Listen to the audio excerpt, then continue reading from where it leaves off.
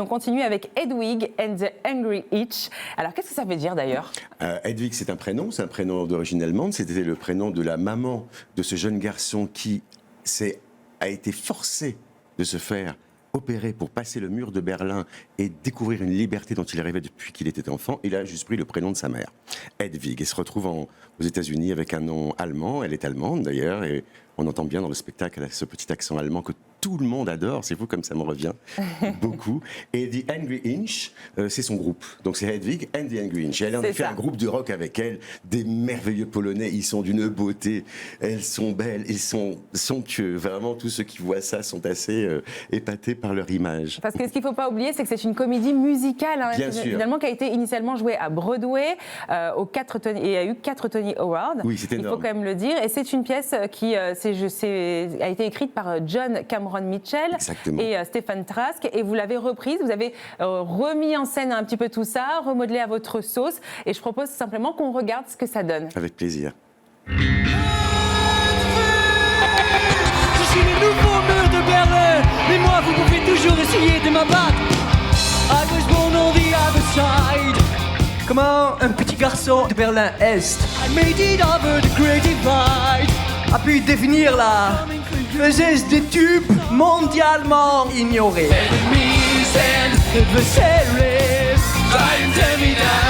Ça se voit pas de l'extérieur, mais j'ai la carrosserie bien défoncée. Mutter, il veut m'épouser et me sortir de la merde. Ils feront tout de suite que... Si tu veux partir loin, I get down. Tu dois laisser quelque chose derrière toi. Feel on the verge of going mad. Et j'y connais le docteur idéal pour te faire ça.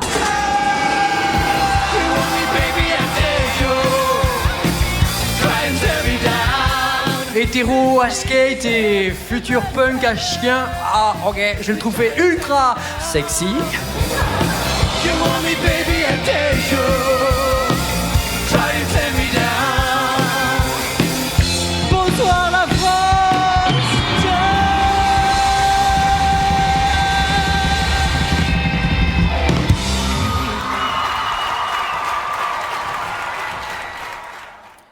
Une comédie musicale, rock, inclassable, savoureuse, avec un chanteur assez incroyable. Il a une très belle voix. Hein. C'est un très grand acteur. Brice Hilleret, il a eu le Molière de la Révélation 2020. Wow. C'est avant tout un grand acteur, très grand acteur.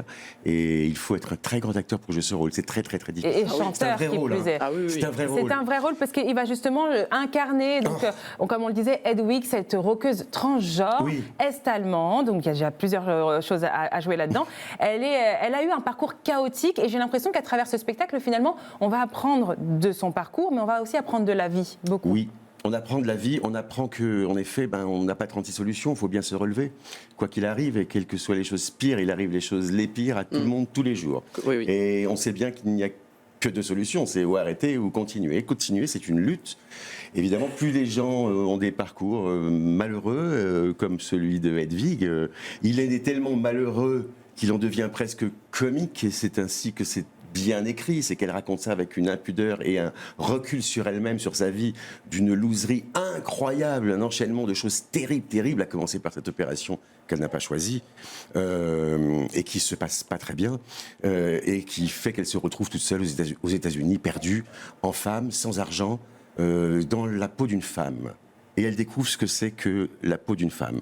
Et comme c'est difficile. Et moi, j'ai beaucoup de... Alors, le spectacle a une empreinte assez queer, évidemment, une empreinte assez drague, puisque c'est aussi le sujet des réflexions de Hedwig, ce personnage déjà enfant. Il était un peu drague déjà. Mais j'ai eu beaucoup de femmes qui sont venues me dire « Mais c'est un spectacle pour les femmes ».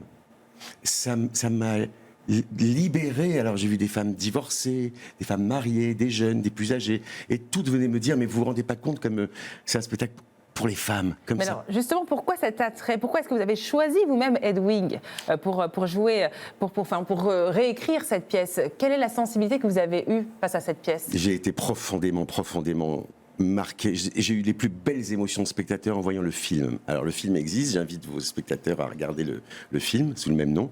Il est sorti en 2005, j'ai vu ce film en 2005. Ça a changé ma vie immédiatement. Je me suis même dit, mais où j'étais avant dans ma pensée? avant le film. C'est vrai. Tellement c'est écrit comme un opéra, c'est merveilleusement bien écrit. Ces chansons de rock c'est rentré en moi comme un boulet et ça a pulvérisé plein de choses. J'allais pas mal du tout, j'avais besoin de rien, on a tous besoin de quelque chose, mais j'étais pas en urgence en tout cas. Mais ça a ouvert ma personnalité et puis surtout, j'ai vécu 1h30 d'une musique fabuleuse et je ne suis pas un adepte, enfin, je suis pas un connaisseur de rock, sauf que ce rock étant le rêve de l'enfant de ce petit garçon qui veut en effet un jour trouver la liberté, ça devient aussi une obligation. Eh ben, je vais donc chanter du rock, chanter les chanteurs américains, la liberté par rapport à l'Est berlinois où il habitait. Ce rock devient, c'est du Mozart. C'est du Mozart. Ça passe comme ça, je vous le dis. Ce qui est beau, c'est qu'à travers la musique, on va aussi apprendre de soi. Vous avez appris de vous, donc de vous-même, et vous souhaitez aussi transmettre ce flambeau à tous les spectateurs. En tout cas, on vous souhaite d'aller la voir, cette pièce, enfin cette comédie. C'est du 25 mars au 6 mai.